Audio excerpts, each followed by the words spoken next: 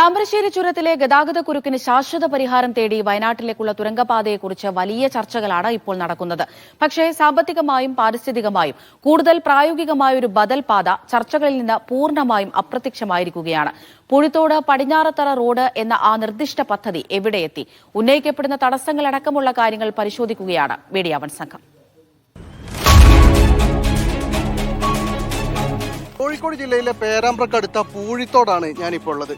ഇവിടെ ഈ റോഡ് 30 വർഷം മുമ്പ് പണി നിർത്തിവെച്ചതാണ്. 70% പൂർത്തിയായി കഴിഞ്ഞ ഈ റോഡ് 6 കിലോമീറ്റർ ദൂരം വനത്തിലൂടെ നിർമ്മിച്ചു കഴിഞ്ഞാൽ സുഗമമായി വയനാട് ജില്ലയിലെ പടിഞ്ഞാറത്തറയിലെത്താം.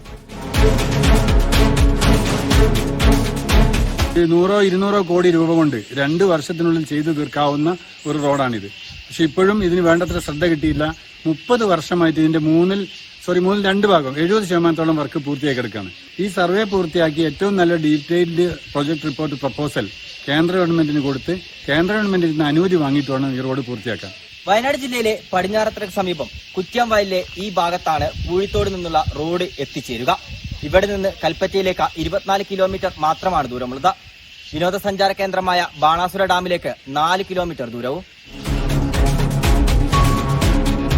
2000 കോടി രൂപയിലധികം ചെലവ് വരുന്ന തുരങ്കപാതയെക്കുറിച്ച് ദിവസവും ചർച്ചകൾ നടക്കുമ്പോഴും അതിന്റെ 10-1 പോലും ചെലവില്ലാത്ത പൂഴിത്തോട് പടിഞ്ഞാറത്തറ ബദൽപാതയുടെ ഫയൽ ഇപ്പോഴും ഒരു മൂലയിൽ പൊടി പിടിച്ചു കിടക്കുകയാണ്.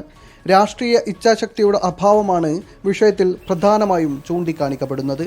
അതിന് ചുരമില്ല, മുടിപ്പിൻ വളവുകളില്ല, വലിയ നദികളില്ല, വലിയ മലകളില്ല. ഒരു നാഷണൽ ഹൈവേ ആക്കാൻ പര്യാപ്തമായ ഒരു റൂട്ടും കൂടിയാണ്.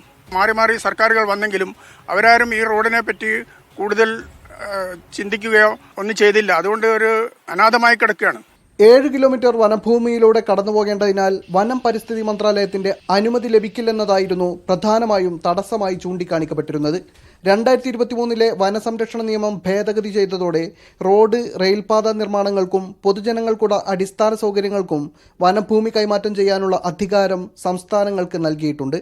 നിർദ്ദിഷ്ട പാതക്കായി ഏറ്റെടുക്കുന്ന വനഭൂമിക്ക് പകരമായി വയനാട്ടിൽ 21 ഹെക്ടർ റവന്യൂ ഭൂമിയും കോഴിക്കോട് ജില്ലയിൽ 6 ഹെക്ടർ ഭൂമിയും വനം വകുപ്പിന് കൈമാറിയിട്ടുണ്ടെങ്കിലും തുടർ നടപടികൾ ഒന്നും ഉണ്ടായിട്ടില്ല.